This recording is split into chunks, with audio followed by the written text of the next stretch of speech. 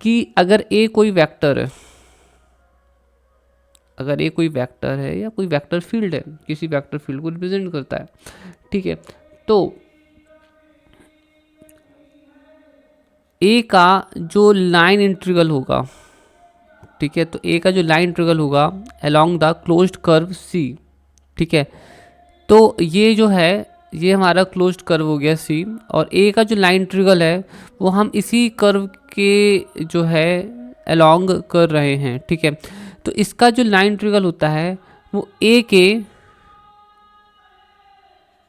का जो कर्ल होता है उसके सरफेस इंटीग्रल के बराबर होता है, ठीक है, उसके सरफेस इंटीग्रल के बराबर होता है।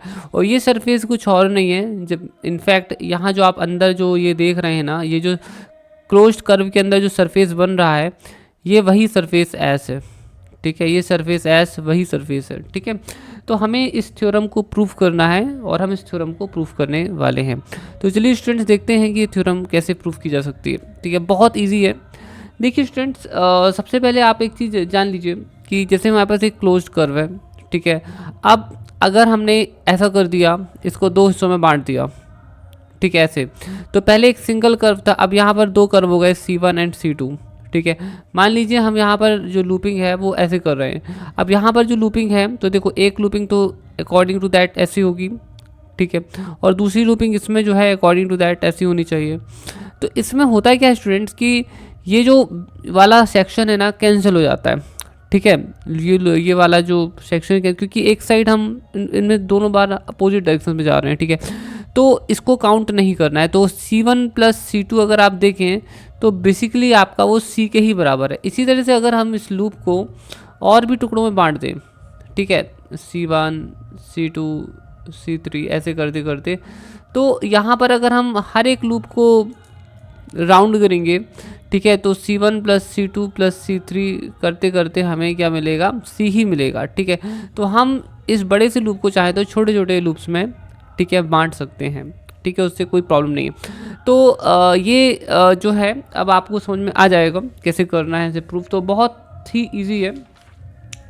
तो यहाँ पर हम क्या करेंगे कि कर्ल की डेफिनेशन यूज़ करेंगे, कर्ल की जो बेसिक डेफिनेशन होती है उसको हम यूज़ करेंगे।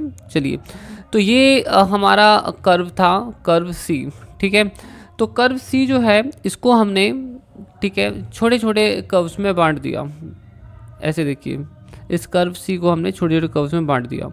तो ये हो गया हमारा curve C1, curve C2, curve C3, curve C4, curve C5, ऐसे करते करते हमने इसे बहुत सारे कर्व्स में तोड़ दिया, बांट दिया, ठीक है। अब स्टूडेंट्स देखो क्या है कि हम इसके ऊपर जो है एक लाइन इंटीग्रल लिखते हैं, ठीक है, along the curve C of A।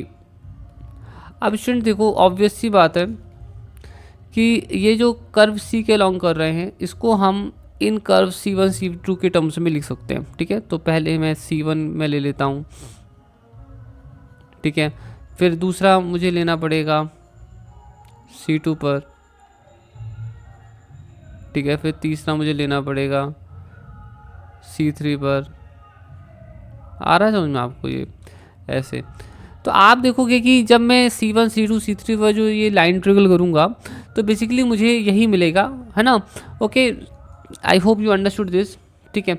अब स्टूडेंट्स यहाँ पर देखो, इसको मैं ऐसे समेशन के फॉर्म में लिख सकता हूँ, समेशन n इक्वल्स टू 1 से लेकर जितने भी हमारे लूप्स होंगे n, ठीक है, integration Cn a dot dl, ठीक है।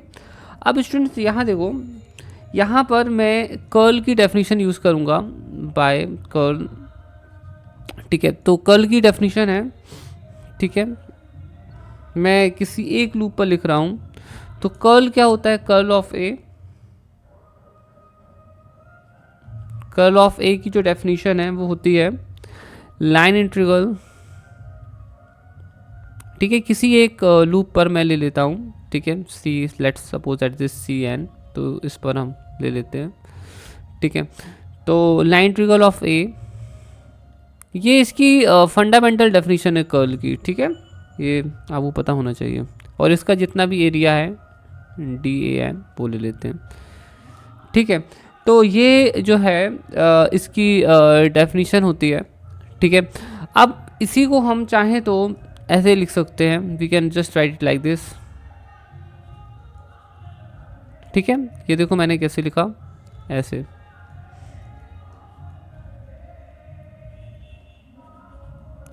ठीक है। We have just done it like this.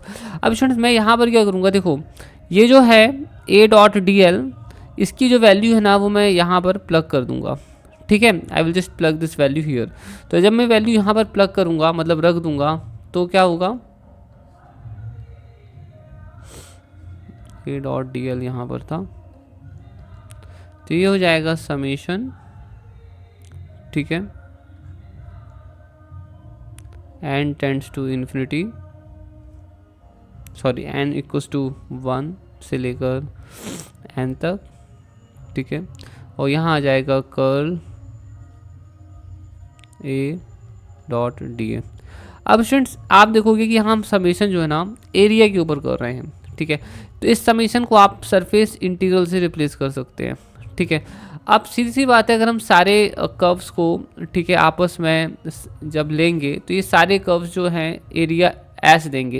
इस पूरे का जो एरिया है, ठीक है, सरफेस एरिया है, लेट्स सपोज दैट कि वो कितना है, वो एस है, ठीक है। तो हमें यह मिलेगा सरफेस एस मिलेगा, है ना। तो सरफेस इंटीग्रल ओवर एस, ठीक है, कर्ल ए, ठीक है, डॉट डी ए। स्टूडेंट्स ये इसका जो है ना प्रूफ है, ठीक है, this the proof of the Stokes theorem, ठीक है। और आपको ये जो रिजल्ट है जो अपना भी निकल कर आया है ना, ये आपको याद रखना है। देखो क्या होता है ना, कई बार हमें मतलब मैं कुछ सिंपल एग्जांपल बताता हूँ। कई बार क्या होता है कि हमें बोला जाता है कि ए का लाइन इंटीग्रल हमें फाइंड करना है, ए वेक्टर हमें दिया होता है, और अगर हमें क्या बोला जाता है कि लाइन इंटीग्रल निकालो, तो आप सबसे पहले ना ए का कर्ल निकाल कर जरूर देखें। अगर ए का कर्ल 0 आ रहा है, ठीक है, तो आप डायरेक्टली बता सकते हो कि इसकी वैल्यू 0 आएगी, समझ में आ रहा है। तो अगर ध्यान रखना, अगर ए का कर्ल 0 है, if the curl of A is 0, then उसका लाइन इंटीग्रल जो होगा, ठीक है, that is going to be 0, ठीक है। तो ये एक बहुत इंपॉर्टेंट रिजल्ट है, आप ध्यान रखना। ओके स्टूडेंट्स, इसी के साथ हमारी जो क्लास है वो समाप्त होती है। Thank you, take care.